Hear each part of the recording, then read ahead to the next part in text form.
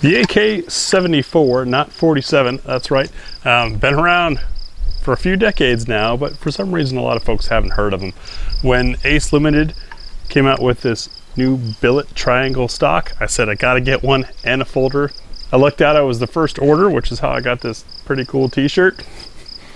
And that combined with the US palm grip gave this thing a little update. Now if you saw the tabletop video, I explained the 5.45x39 round that the Russians have been using, as I said, for decades. If you're wondering why, notice that curve's a little different. I'm about to demonstrate how flat shooting and easy this is, and I can gleefully use my Russian magazine because 922R compliance is definite using this stock and this grip. Those of you who don't know, on foreign-made military-style rifles, the ATF has deemed 20 parts that consist of the gun, at least 10 of which have to be US made. So when you have a foreign gun like this Saiga AK-74, it's a Russian AK, you've got to make sure you got US parts on there. So I've got a US grip and a US stock, along with US trigger components. And well, anyways, enough with the talk. Let me show you how well this runs. I'm just going to throw some pairs out there, running a Lucid Lil Mo red dot sight, but just to show you how flat this thing is.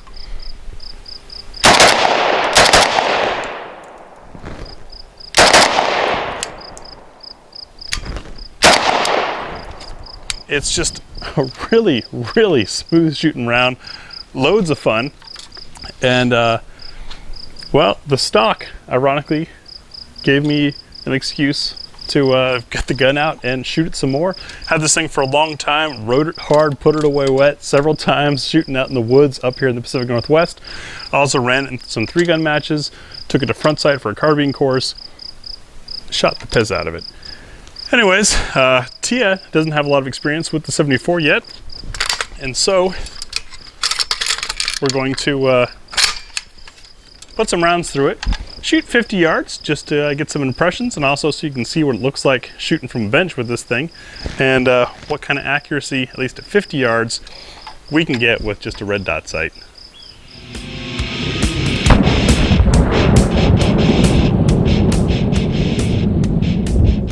So, as a sneak surprise, thrown in this Vepr in 5.45x39. These were made by Malot and imported as a hunting rifle.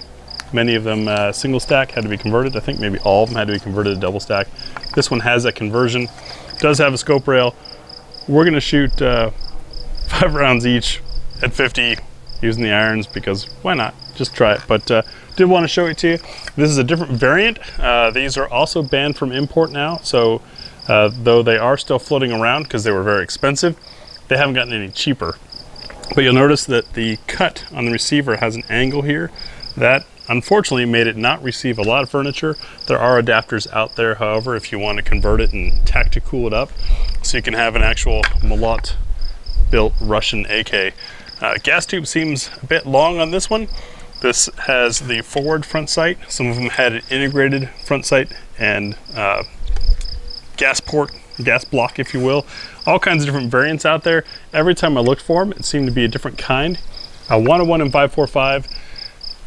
I had hoped for a longer barrel, especially once you get this furniture on here. This barrel looks pretty short, but this is what was available at the time and what I could afford.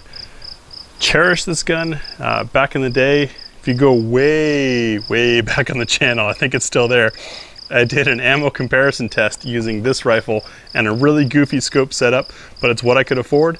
And I found this thing is capable of 1 MOA, sometimes better with the right loads.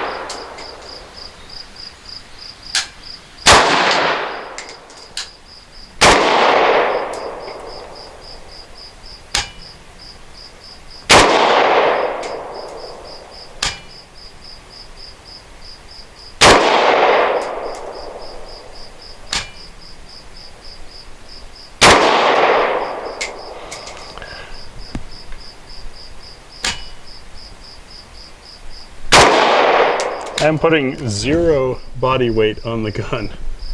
Just letting it sit with its own heft. So in the movement you're seeing, that's what you're seeing there. Soft shooting. So here's our Saiga, 10 shots, 50 yards, using just a little red dot. And you can see it's capable. We actually, sadly, did much better than this while we were zeroing that because we just threw that on there. But you know, time goes on, your shooting changes, but this is fair. You can still see though, decent shots, nice prints. We just took that mountain optic and slid it on over to the Vepr, and that's where we got this group. We're looking at 1, 2, 3, 4 inches wide by 2 inches tall versus 4 inches by 4 or 5 inches. So with this tiny unscientific test using just 1 load of ammo and 2 shooters, you can see that the Veprs, having a heavier barrel, do have potentially better accuracy potential. I wouldn't call this scientific at all or take that, but that's always been said back when the Veprs and Saigas were out for sale, that you saved up for a Vepr. Don't know if that's 100% true or not. This is honestly the first time I've done side by side with the two of them, but the Vepr had a heavy barrel, didn't flex as much. The Saiga, yeah, a little more string, but these could easily be shooter error, and that would bring it down the tightness. Once again, this is why we do 10-shot groups. We're not looking to cherry pick the best group of the day to show you how amazing a particular rifle or ammo is. We want to show you what you can expect on a day at the range. Today at the range, this is what we got. So, thanks to Ace Limited and the stock, I had an excuse to bust out these 74s and take them to the range again. Tia, you've had limited experience with the 74. What's your takeaways? My takeaways are, I love this, but my first introduction to this particular gun was much different. It was heavily outfitted, very tactical. It had a lot of extra components on it for whatever reason that you had them on there, and I didn't enjoy shooting it. We were getting ready to go to the Center T course, and I chose to go with a different gun. However, had it looked like this, throw a sling on this, and this is probably what I would have taken. Very, very soft, pleasant shooting, consistent. I really enjoy this. And this billet triangle stock here, especially with the side folder. The side folder, by the way, the adapter bracket adds probably a good inch or so to your length of pull, which actually made it shooting from the bench a lot more comfortable for me. I end up getting all wadded in, and then my wrist hurts for a couple days when we shoot really short length of pull guns for target. But this added some length. When this came in, Tia wasn't too sure about it, and I admit I wasn't too sure about some of the edges on there, maybe being a little sharp. Not that they're sharp like cut your finger, but not so round. Just push right on the joint, and there we go. Swings around. It's a brand new. We don't have a whole lot of time with it. But we just wanted to get out and shoot and get a feel. What's your take on shooting this, both shouldered and benched? I was a little bit nervous, like he said, at the shape of it, in that your first impression in just handling it prior to getting at the range is that's sharp and it's hard. It's like getting an elbow, pokey little elbow in your thigh, and it doesn't feel like that when you shoot it at all. Very, very comfortable, and helps me, with a little bit smaller frame, keep it in the right location. So yeah, I was impressed too. It shot very comfortably in the shoulder and has a classic Soviet looks with the twist of American upgrade billet aluminum. Got QD points on here for a sling. We've got a traditional swivel swing spot on there as well that can be swapped. And one more thing I want to mention, unfortunately we already took the optic off, but when I first posted pictures of this, people asked why I had it folding the wrong way. Why not fold it to the left side? Well, since we go to courses and things, and I've carried guns before, outside of courses, you need a sling. And when you've got something slung, not necessarily for patrol, I wouldn't patrol like this, and in fact, with this extended enlarged charging handle you saw on the tabletop, you can't cycle the gun with it folded to the side. Bad, right? However, when you go to courses and things, when it's slung, it's because you're doing administrative stuff and you're just looking to carry the gun. And if it's hanging, and this is flipped to the other side on your chest, it's going to catch up on your sling, on your pockets, on your gear, all kinds of things like that. So that's one reason to have it over here. The other is when you put an optics mount on an AK, it's on the left side, as we had ours on. Closing this would, one, make the gun really fat and lopsided for storage and transportation, which is why I got a folder in the first place, is to be easier to transport. But also, it was going to hit against that mount. Well, and the brace wouldn't work properly anyway. It wouldn't lock completely closed because it's got something in the way. Am I wrong? Yeah, it could lock. It may not make it all the way around to the lock side. It is completely flippable. As you saw on the tabletop, there's 2 screws here. Flip it over, flip the stock around, and no problem. So it can go either way, but I chose to the right way because, damn it, it's my gun.